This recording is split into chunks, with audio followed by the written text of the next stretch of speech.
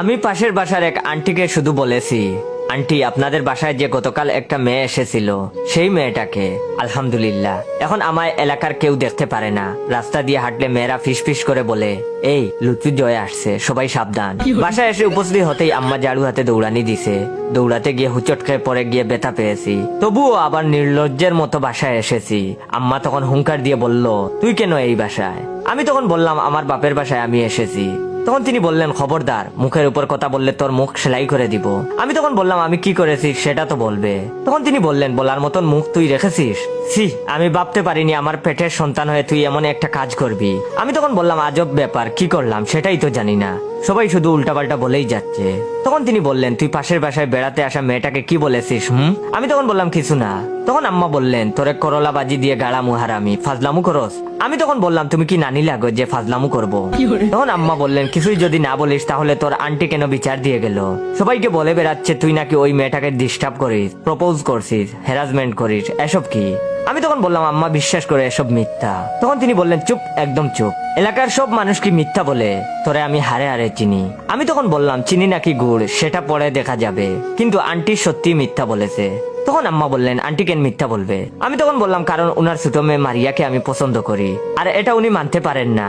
আমি কিন্তু উত্তেজিত হয়ে কথাটা বলে জিহ্বায় কামড় দিলাম, আর মনে মনে নিজেকে বোকা দেওয়া শুরু করলাম, আর বললাম, কিরে আন্টির মেয়েকে পছন্দ করি এটা বলেছি?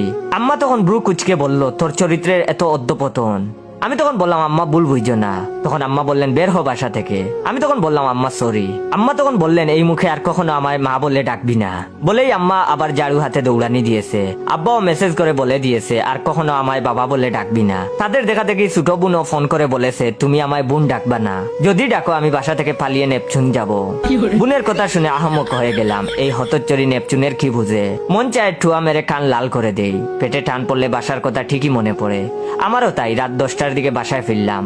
আম্মা সোফায় বসে হিন্দি সিরিয়াল দেখছে। আমি দরজা দিয়ে মাথা দিয়ে ইঁদুরের মতন মাথা এদিক সেদিক করে তাকালাম, আর আম্মাকে ডেকে বললাম, আপু আসবো? তখন আম্মা বললেন, তুই আবার এসেছিস? আর ওয়েট, আপু কাকে বললি? আমি তখন বললাম, তুমিই তো বলেছো তোমায় যেন মা না ডাকি। তখন তিনি বললেন, তাই বলে আপু তোর মাথায় কি সমস্যা? তখন আমি বললাম, সরি খালা, খালা বাদ দিবে, ক্ষুধা লাগছে। আম্মা হাতে টাকা রিমোট ছুঁড়ে মারলো। আমি দরজা বন্ধ করে দিলাম। রিমোট দরজায় লেগে লন্ড বন্ড। আব্বার কাছে গিয়ে দৌড়ে দাঁড়ালাম। আব্বা পত্রিকা রেখে আমার দিকে তাকিয়ে বলল, কি চাস? আমি তখন আব্বাকে বললাম, খালু ভালো আছেন? তখন তিনি বললেন, কি বললি তুই? আমি তখন বললাম, তুমিই তো বলেছো তোমায় যেন বাবা না ডাকি। তখন তিনি বললেন, তুই কি কখনো শুধরাবি না? আমি তখন বললাম, না খালু, ক্ষুধা লাগছে, খালাকে বলো বাদ দিতে। তখন আব্বা বললেন, চোখের সামনে থেকে সর। আমি তখন বললাম, সরবো না, বাদ দাও। আব্বা তখন পায়ের স্যান্ডেল খুলে ছুঁড়ে মারার আগেই আমি খেটে পড়লাম। কেউ আমায় বুঝে না রে। বাকি রইল আমার বোন। বোনের কাছে গেলাম। বোন ছবি আঁকছে। গলা খাকড়ি দিয়ে বললাম, কি করছিস নানি? তখন সে বলল, নানিকে? আমি তখন বললাম, তুই কেন সকালেই না বললি তোকে যেন বোন না বলি?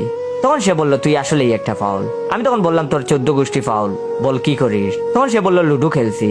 আমি তখন বললাম, তুই তো ছবি আঁকছিস। তখন সে বলল, দেখতেই পাচ্ছ, তাহলে জিজ্ঞেস করো কেন? আমি তখন বললাম, উরিম্মা, তুইও দেখি দিন দিন গাউরামি শিখছস। আমি তখন বোনের মাথায় টুয়া মারলাম। টুয়া মারতেই পেন্সিল দিয়ে পেটে খুঁচা মারলো। হতচ্চরি দিন দিন খারাপ হয়ে যাচ্ছে। আমি তখন তাকে বললাম, তোকে পরে দেখে নিব। সবকিছুর জন্য দায়ী ওই আন্টি। উনি প্রতিশোধের জন্য আমার সাথে এমন করছে। আমি লুকিয়ে আন্টিদের বাসায় গেলাম। সবাই ঘুমিয়ে পড়েছে। চুপি চুপি ছাদে উঠে টয়লেটের পানির লাইনের টাঙ্কিতে গুঁড়ো মরিচ মিক্স করে দিলাম। ব্যাপারটা ড্রাইভার মুখলেসের সাথে শেয়ার করলাম, কারণ আপডেট কি হবে মুখলেস জানাবে। তারপর রাত 12টার দিকে চিৎকার শুনে লুকিয়ে পড়লাম নিজের রুমে। সবাই জেগে উঠে আন্টিদের বাসার দিকে দৌড়। মুখলেসও গেল। সেই সুযোগে আমি আগে পেট পুড়ে ভাত খেলাম। তারপর গেলাম আন্টিদের বাসায়। আন্টি গামলার উপর ঠান্ডা পানিতে বসে আছে। মারিয়া তখন তার মাকে পাখা দিয়ে বাতাস করছে। সবাই উৎসুক দৃষ্টিতে তাকিয়ে আছে। আন্টি তখন মারিয়াকে আস্তে আস্তে বলছে, জ্বলে যাচ্ছে রে।